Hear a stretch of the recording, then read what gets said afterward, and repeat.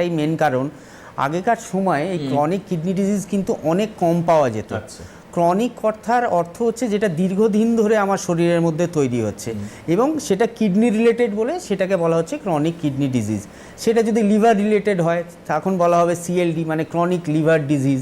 তো সেই রকমই ক্রনিক মানে বহুদিন বহুক্ষণ আপনি সময় পাচ্ছেন জিনিসটাকে তার হাত থেকে বাঁচার জন্যে। এটা হট করে একদিন বা দুদিনে আপনার তৈরি হচ্ছে না। তো প্রথম যেটা আপনাকে দেখতে হবে কি কিডনির এই রোগটা কী রোগ থাকলে আমার শরীরের মধ্যে বেশি হতে পারে। তার মধ্যে প্রথম রয়েছে হাইপারটেনশন, সেকেন্ড রয়েছে ডায়াবেটিস। এই দুটো যদি রোগ আপনার শরীরের মধ্যে দীর্ঘদিন ধরে থাকে বা আনকন্ট্রোল থাকে, মানে আপনি মেডিসিন খাচ্ছেন, মেডিসিন খাওয়ার পরও দেখছেন প্রেশার নর্মালের কাছে থাকছে না, প্রেশার হাই থাকছে 150/100 বা অনেকের 160/90, এবং সুগারও সেরকম একই ব্যাপার। সুগারের ওষুধ খাচ্ছেন, ইনসুলিন নিচ্ছেন, তারপরও দেখছেন কি সুগারটা 200-র উপরে থাকছে, ফাস্টিং পিপি থাকছে 250-র উপরে।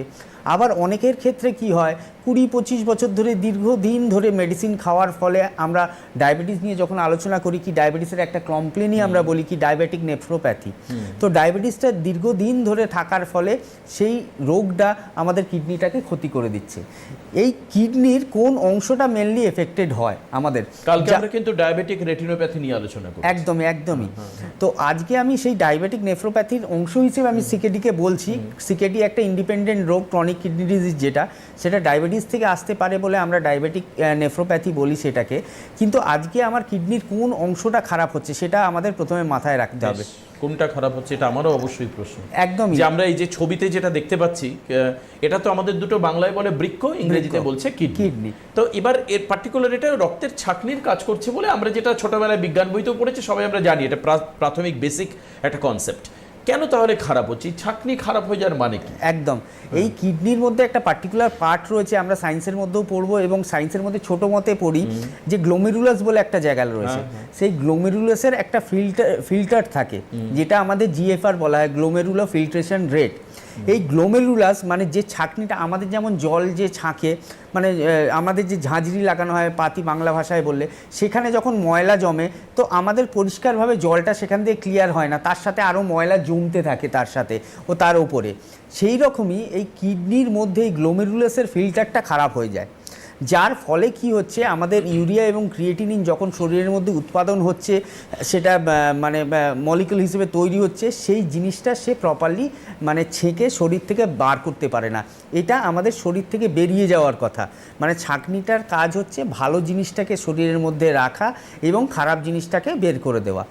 যখন ছাঁকনিটা খারাপ হয়ে যাচ্ছে তার আমাদের একটা রিপোর্টও আমরা করতে দিই কি জিএফআরটা আপনার কত রয়েছে আমরা দেখব। জিএফআর মানে তার গ্লোমেরুলার ফিল্ট্রেশন রেটটা কত রয়েছে। সেটা যখন বিলো 10-এর দিকে যায় তখন কিডনি ফেলিয়ারের দিকে যায়। এটা নর্মালি 70 to 80 থাকে।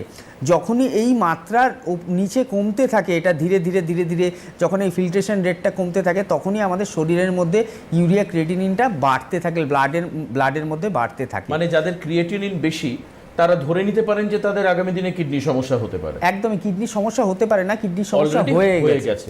তো এবার ক্রিয়েটিনিন আর ইউরিয়াটা বাড়লে একটা স্বাভাবিক মানুষ কি করে বুঝতে পারবে কি আমার ইউরিয়া ক্রিয়েটিনিন বাড়ছে এবং আমার কিডনির সমস্যা আসছে? মানে কোনো টেস্ট করার আগে মানুষ কি করে বুঝবে?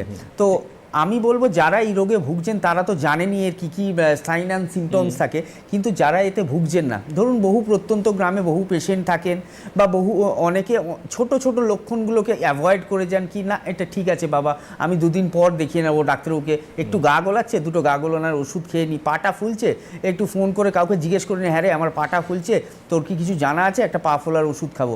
তো এই সিকেডি রোগটা হলে আপনার যে লক্ষণগুলো মেন আপনি পাবেন, হাত পাটা ফুলতে থাকবে, একটা পাফিনেস আসবে, মুখের মধ্যে একটা পাফিনেস আসবে, মানে এইগুলো আস্তে আস্তে ফুলতে শুরু করবে, কখনো ফুলে থাকবে আবার কখনো সেটা কমে যাবে। এর সাথে কি থাকবে একটা নজিয়া টেন্ডেন্সি।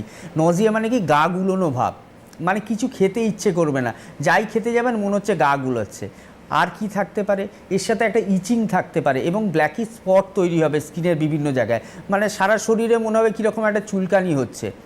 তার সাথে আর কি থাকতে পারে, কারণ এই যখন ইউরিয়া ক্রিয়েটিনিন আমাদের শরীরে বাড়ছে প্যারালালি আমরা দেখতে পাবো আমাদের হিমোগ্লোবিনটা ড্রপ করছে এবং ইউরিক অ্যাসিড এবং লিপিড প্রোফাইলের মধ্যে ট্রাইগ্লিসারাইড এবং কোলেস্টেরলটা জাম্প করবে।